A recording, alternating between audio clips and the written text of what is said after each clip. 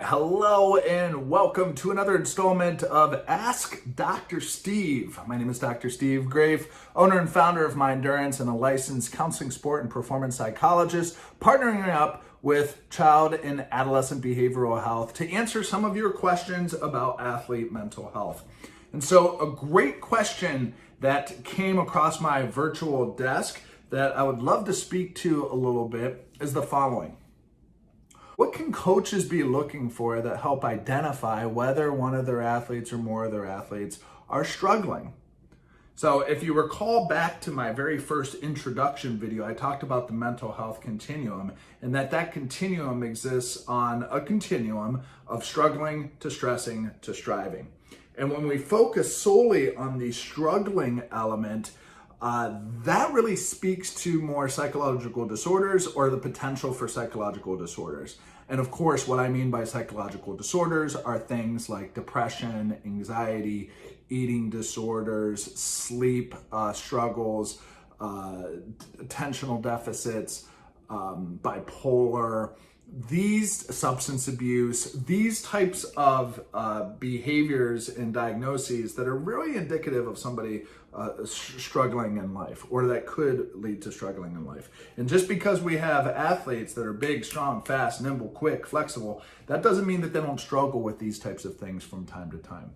And so as a coach, I love this question because not only are you tasked with the X's and O's of helping your team or your athletes perform, but really you're somebody that is incredibly close and have intimate ability to be able to observe the overall well-being and readiness of your student athletes.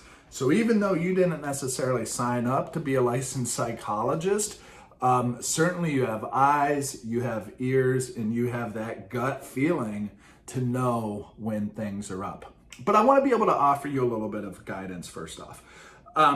Obviously, you're a human being, and I think in general, most human beings are pretty in tune if they see another human being struggling. So right off the bat, even if I didn't teach you anything, you probably have some built-in DNA to know when somebody's happy versus when somebody's sad, when somebody's productive versus when somebody's not motivated and lazy.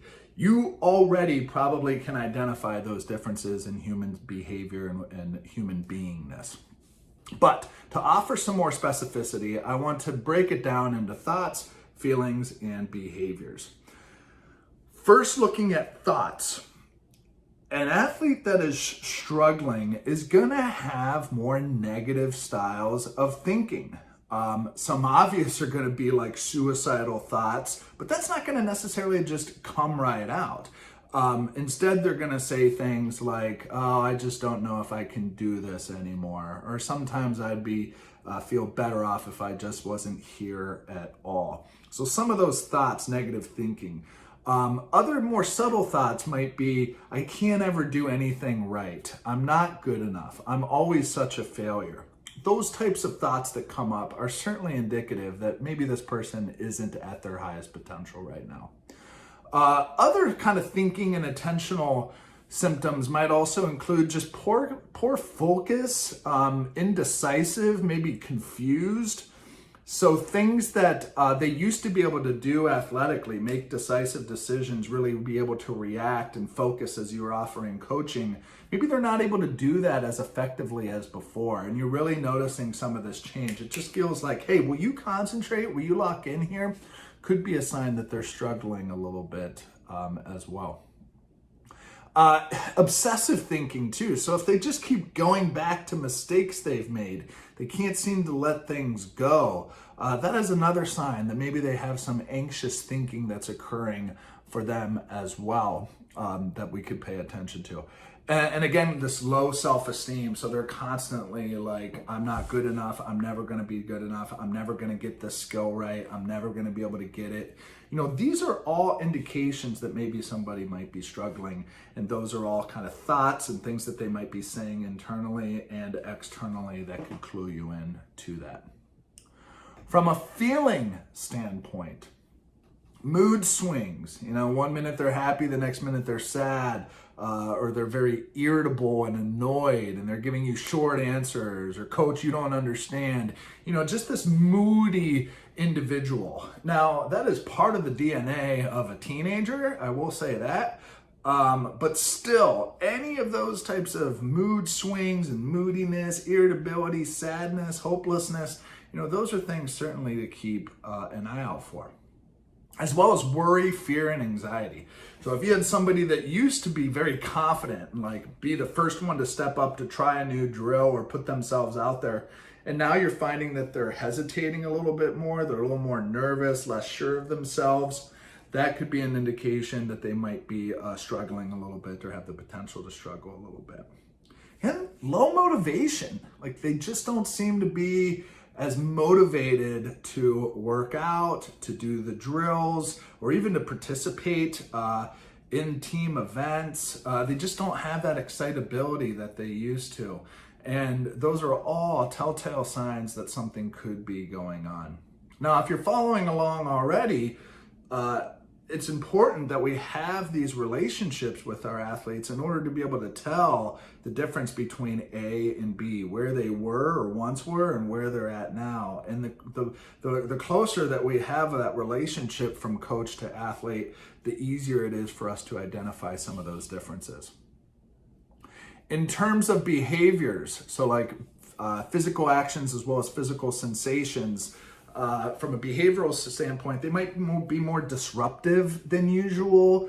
They're causing more problems. Maybe they're isolating themselves from the team or other teammates. Could be legal issues. Their performance is starting to decrease. Maybe you're hearing that they're increasing in substance use for a variety of different substances. Anger, outbursts, throwing their equipment, getting really upset after negative feedback or constructive criticism. Those are all some behavioral elements. You might also hear them speak more physically too. Maybe they're having trouble with sleep. You're noticing a lot of weight, either gain or loss that's fairly rapid. Nervous shaking, so fidgety and nervous and their hands going. Speaking of fatigue, I'm tired all the time, headaches, maybe chest pain, maybe their annual physical blood pressure is raising, or they're having some GI or stomach issues. So these are a lot of things for a coach to be aware of, again, things that you didn't necessarily sign up for. So I guess the encouragement to you is just to put on your observer lens. Put on your observer lens and just pay attention not only to the X's and O's and how your athletes are performing in their wins and losses of the day, but just take a bit of inventory or have assistant coaches help you with taking inventory. Is how are each of my athletes doing? What am I noticing thinking-wise? What am I noticing feeling-wise? What am I noticing behavior-wise? Maybe you just take a little time on a week-by-week basis to just do a little brief assessment inventory. Nothing major, but just to be aware of how your individual, how your team is doing. Doesn't require a real major assessment, but just kind of witnessing and observing and noticing what it is that you're saying. Some reflection that I have for you to consider is identify maybe a time in which you knew an athlete was struggling. And I'm sure you've had these experiences if you've been around the games long enough. You knew a particular athlete was struggling. How did you know? What were the red flags that showed up? What were some of those red flags? And then what did you do in that situation? What did you do in that situation? All right, now, also then, taking in the current moment, is what athletes do you think could be struggling currently? What are some of the red flags that you're noticing right now that would indicate that maybe they are struggling?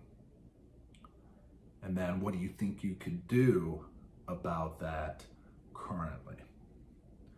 So again, this isn't always going to be a perfect process, but it's simply about assessing and observing thoughts, feelings, and behaviors, taking note of those above and beyond your ability to coach X's and O's, but to really be aware of Are my athletes ready? How is their well-being? What am I noticing athlete to athlete to athlete? And then what are some of the red flags that could be showing up that I could address in some type of way? Okay. So great question. Something that I think is important for all of us to do. We can't just exist in a silo, especially when we're a coach. All right. We're coaching complicated human beings now. They always have been, but especially these days. And so that's part of our role. It's just part of our role. But it doesn't mean that you have to be some psychologist and get your PhD and go through that whole licensure process or anything. Just being a human being and watching and listening and paying attention can help you give a lot of information about how your athletes are doing and what you can do about it. Okay? So great question. And until the next time, Dr. Steve with Mindurance, signing off.